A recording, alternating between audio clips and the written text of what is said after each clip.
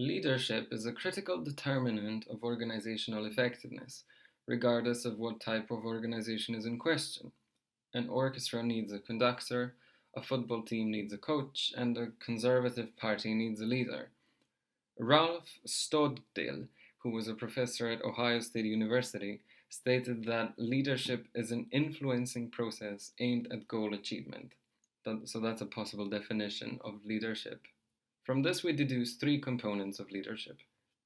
Interpersonal, one individual seeks to direct behavior of another. Social context, some people exert influence over other inferior people. Goal achievement, this gives leadership an objective. This becomes, in a way, a criterion. Leadership is power, influence, status, and can be seen at all levels in an organization. The more modern organizational structures, such as the flat structure or the team-oriented structures, have weakened traditional leadership positions. We imagine the traditional leaders to be in hierarchical settings, and these are not as common today in today's organizations. Here is a brief overview of how leadership theories evolved over time. Somewhere up to the 1940s, it was believed that every effective leader possesses certain personality attributes, but since these could not be identified, it was assumed that leaders can also be trained.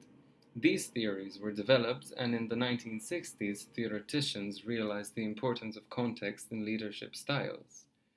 In the late 1970s, the motivational aspect of a leader's personality was deemed the most important and studied in depth. Towards the end of the millennium, different ways of looking at leadership theories were developed and views emerged that there need not be a leader figure at all, the so-called disturbed leadership, which suggests leadership is present at all organizational levels. Finally, the most recent shift in theory development suggests that leaders as figures are not at all necessary. This poses the question of whether leadership is part of the management role or a distinct feature of the organization. There is a famous quote by Benes and Nanus that goes, "Managers do things right, while leaders do the right thing." Leaders need to be strategic and sort of work with the future in mind, while managers need to solve current problems. Kotter split the leadership and management functions theoretically. Leaders establish directions and develop strategies, while managers allocate tasks and decide on actions. Leaders will influence others to follow the vision, while managers will decide on the allocation and course of policies.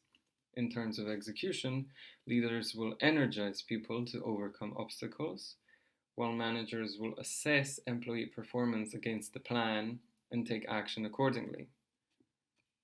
Interestingly, Mintzberg pointed out that while it is easy to separate leadership and management theoretically, one cannot and should not separate them in practice.